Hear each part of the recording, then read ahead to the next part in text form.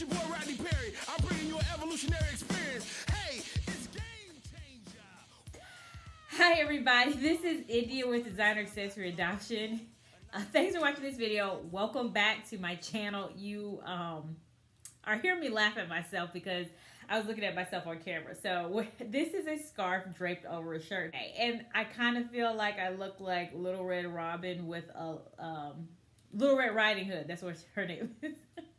I feel like I look like Little Red Riding Hood, but except with a leopard print cape. So I just gotta change this up for a second, and then we'll get started.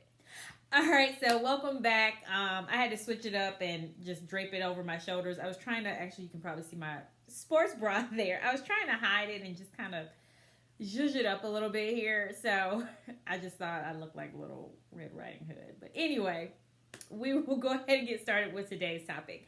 And so I got this idea actually from watching a few YouTubers out there, which have definitely given great advice on looking in the pre-loved market. I pretty much I know that there's a lot of questions around it. There's a lot of options that you have, whereas, you know, to buy from Instagram or buy from a company online or a physical brick and mortar store, Facebook, you just have eBay, you know, just everywhere you have a lot of options.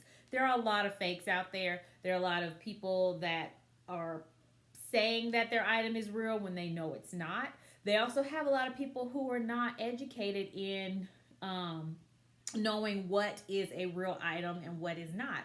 And they think it's real and they're selling it to you because they think it's real as well. Then you have super fakes, right? You have those really obvious, horrible fakes. As soon as you see it, you're like, that's not right. But then you have super fakes, and a lot of those, you really have to have those in your possession to really tell the detail, to look at those really fine details, because it's just something that's slightly off, and that makes it not real, but everything else about it checks out.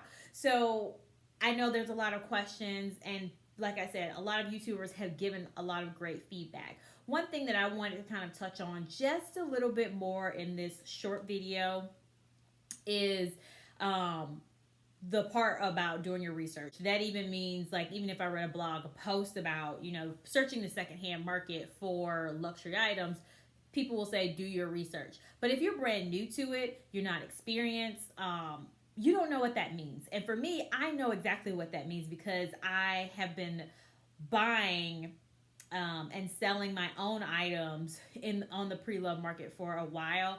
I've also, just like I said, been buying my own items just for personal use for a while. And so I know what that means when you say research. So I just want to give a few tips, 4 tips. I'm looking at a little notebook here. So I want to give 4 tips with what that means when you're digging into it and wanting to kind of learn more about an item before you purchase it. And so I would love to hear from other people that have experience in this, whether personally or professionally, and we'll just take it from there. So go ahead and hit that like button, subscribe if you're interested in any of topics related to fashion, luxury, pre-loved market, contemporary brands. I love videos every Wednesday, and let's get to our topic for today. So first up is for the 4 tips for researching the secondhand market.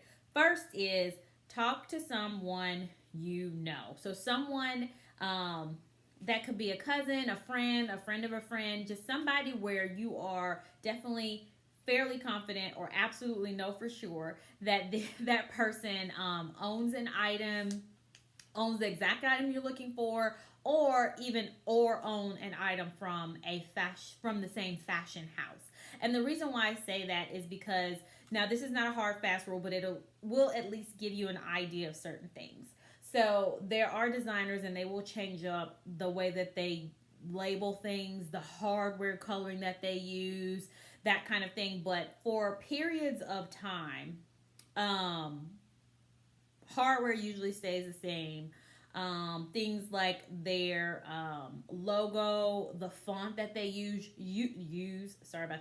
the font that they use usually stays the same for a period of time. Now, granted, you will have special editions or different collections that come out from year to year, and the designers may switch it up, but in general, you can kind of get a sense of what is out there.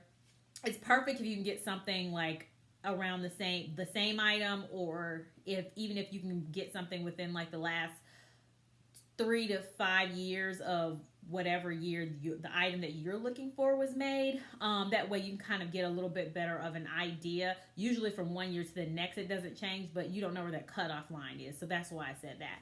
But at least you can get an idea of kind of what they use as a dust bag, what they use for receipts, what they use to kind of like, do they sew in a little tag that says made in whatever country it was made in, or do they just put a serial code number on the back of the leather tag, or do they glue it on, or do they sew it on? Just all of those things you just want to take a look at and get familiar with, and if there is, and do that comparison that way. So that's one thing as part of doing your research. Now, if you don't know someone, you don't have a coworker or a friend of a friend or a direct friend or whatever, that's not an option for you, but that's okay. I have 3 other tips that will help you out as well. So that's my first, is talk to someone you know. Tip number 2 is visit an online store as well as visit in person if you can. Now, the reason why I say both is because when you're trying to get an idea of kind of the quality, what the item looks like, the lettering that's used, so you can just kind of see, if you see some slight telltale signs just off the bat, those details will help you if you see something physically in person as well as pictures. The reason why I say both is because a lot of times people will tell you check online, and people have been using the internet for definitely a long time. You have people out there that are very experienced with being able to tell items that are authentic from items that are replicas. And you have other people that kind of dabble in it and they know a decent amount because they kind of focus on one area and are really great. And then you have other people that are novices and don't really know much. Maybe they have one bag that they have, or they know a friend, or they've been doing a lot of online research and they've compiled things together to give you a source of information. And sometimes that information is not accurate. Sometimes it is. And so you just never know whether you're reading the wrong information or not. So that's why I said go in person as well as, online. When you're looking at those pictures online, what I had noticed time after time is, for example, if I am trying to look at, let's say there's a Louis Vuitton item that I'm interested in purchasing, and I see that it is still sold, like a Speedy, that's a classic, been sold for a very long time, and I see there's a Speedy that's available on the secondhand market. Well, when I look at the Speedy on Louis Vuitton's website, Louis Vuitton is not showing you a close-up picture of the stamp on the, like the blonde stamp.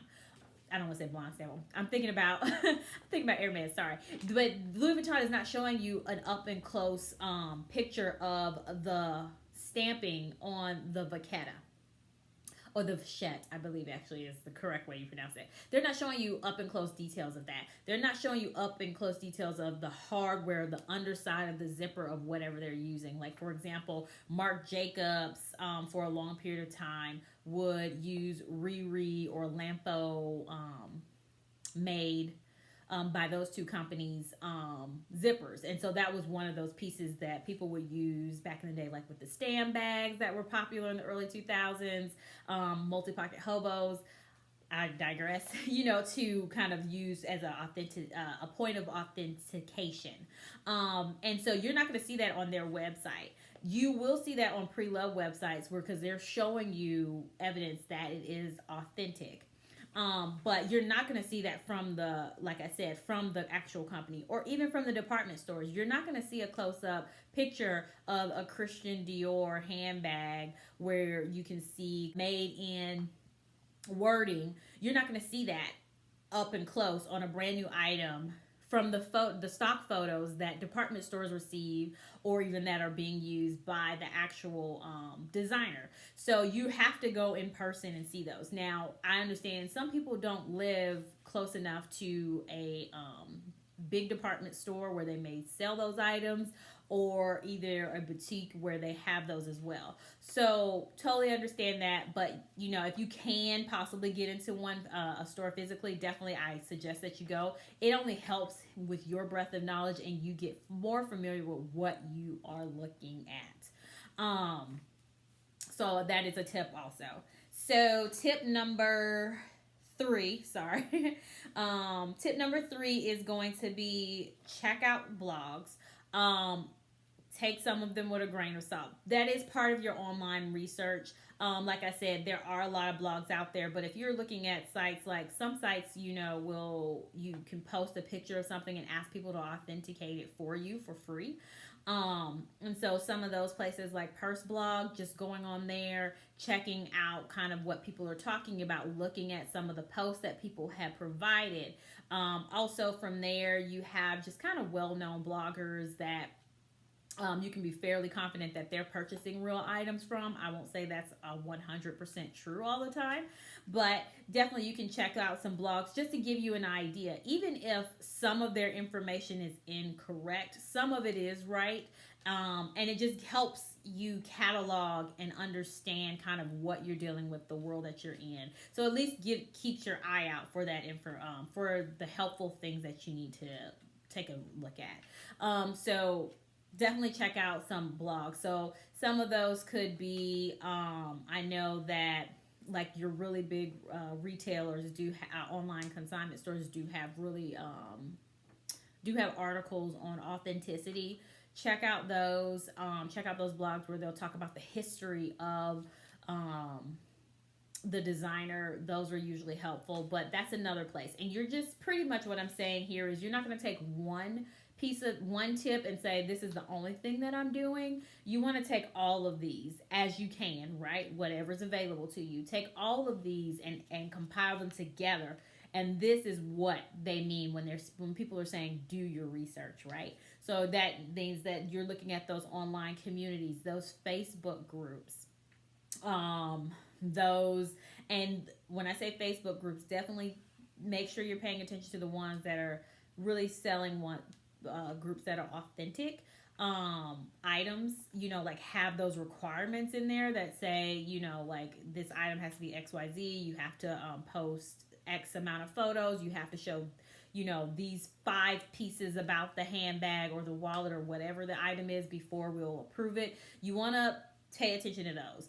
The ones where you kind of are wary, they just let you throw whatever in there, I would be leery of those because they probably are mixed in with some people that are maybe throwing in things that may not be real, in addition to things that are real. So just make sure you're a little bit careful, but pay attention to kind of the Facebook groups as well, the ones that really harp on authenticity before things can be posted to their group. But that's another place you can check out.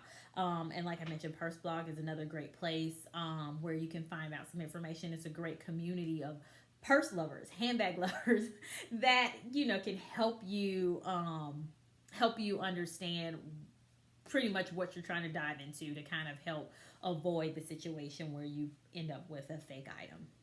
Also, ask that person questions, right? So if there's a place that you're looking for, you're interested in purchasing from, ask those questions. If you see stock photos, right? All they have is stock photos. All they have are a few photos from afar. They only have 1 or 2 photos. Don't buy. Do not buy. Move on. Another one will come up. It may take a while, but that's okay. You'd rather that than a headache. So I would say I did start off with 4 tips. I'm going to throw that one in as a 5th tip. So we're going to move this up to 5. So tip number 5, since that was number 4, which is kind of ask questions, ask for those close-ups. That's what you want to make sure before you buy, to add to your research. And then tip number 5 is going to be pay for an authentication service. I cannot stress that enough. Even though I have purchased secondhand bags from well-known sites that definitely I'm really confident that they do sell authentic items and it has a stringent authenticity process, you know, people are human and people make mistakes. So even if it's a well-known site, even if it's a site that is not as well known, because there's a lot of sites out there that are smaller than your big players and sell authentic goods as well. You have individual sellers that sell things on their own, like I mentioned before. Definitely pay to get it authenticated. When you are spending a few $100s up to several $1,000s, depending on what your budget is, for a pre-loved, secondhand, used good, you want to make sure it's real. And that means adding an extra amount of money to what you have saved to pay for an authentication service. Some people go the extra mile of getting a second service authenticated, so you have two third parties independent of each other coming back and saying, yes, this item is good. And you can do that. But definitely budget it out and make sure you pay extra for that authentication service. I don't care where it comes from. Pay for the extra service to make sure your item is real. So those are my 5 tips. Thank you for watching. Go ahead and hit that thumbs up for subscribe and subscribe as well. And if you have any questions, leave those in the comments below. Also, my contact information is in the description details. Have a good day. I will see you next Wednesday.